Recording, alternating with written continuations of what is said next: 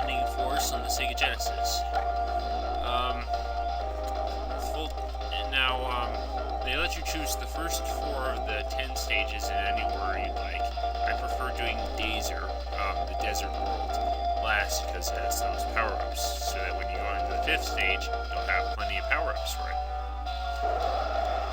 As you can see, it's a horizontal shooter, but it is by far, in my opinion, the best-looking horizontal shooter on the Genesis.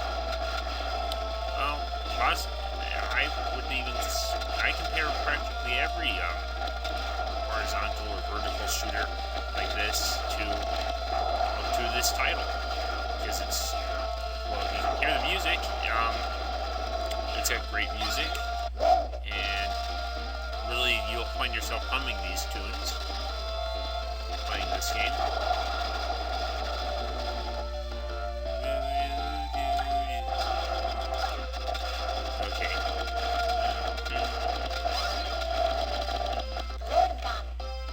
Visuals, my goodness. Did you see the sky change earlier? That was amazing. And then you got this dragon guy. I think you can beat him, but you have to focus on his head too much. And it's not even necessary because he just makes 2 passes. That was just stupid of me. At least I still have the real guy, which makes this little guy easier.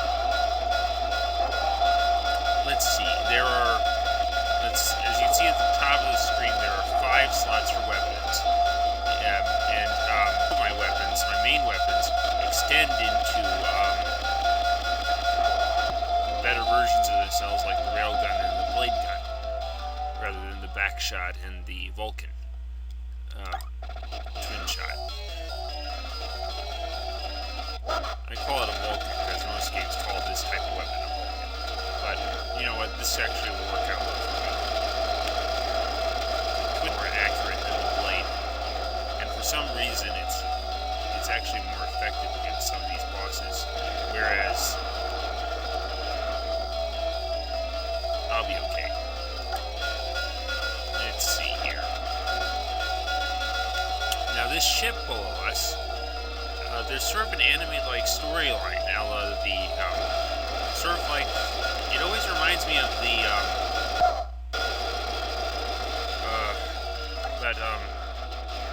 it's not really a classic, it's just sort of an obscure anime film.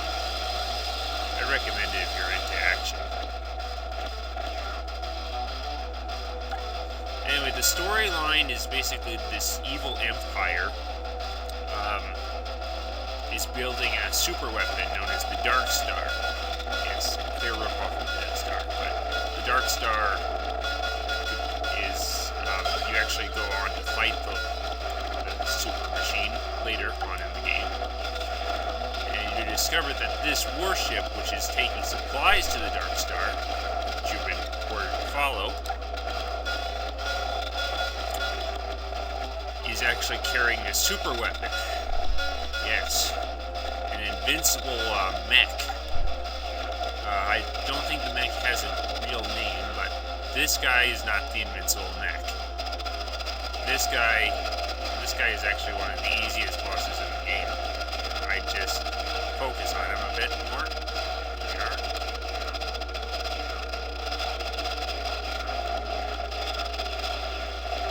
I'm going to focus on... There we are.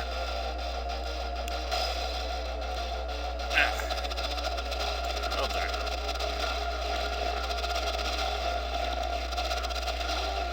The reason I'm being a little finicky is because yes, that was perfect. Alright.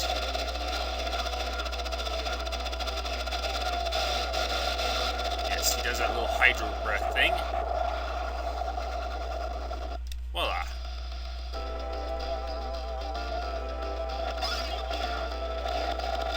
I think I'll just do these first 2 levels to show you, because I do have a time limit here on YouTube.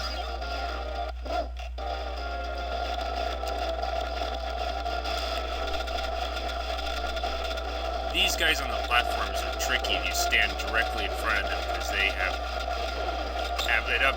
Ugh. Forgot about the lancers and drop things. Well, that's the thing about this game. mean, look at the different enemy types. These bridges that I tend to take out with either the railgun or the snake is... Yes, the snake. It fires sideways. It's really deep and beautiful, and the music is great. And there's the freeway I was talking about.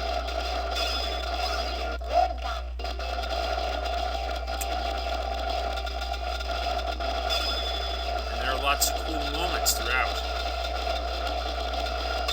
Oops. And these little ships right here always bug me. Let's see. Not a lot I can say, but if you like shooters, this is definitely one of the best games you can get for the Genesis. I may have said that before, but 9 out of 10. It's just a grand game and one of my favorite Genesis games of all time. I couldn't give this game a higher score. I'd like to give it a 9 out of 10. I gave Trampoline Terror a 7 out of 10 just because it was a little frustrating. But this game isn't, despite being hard, isn't frustrating.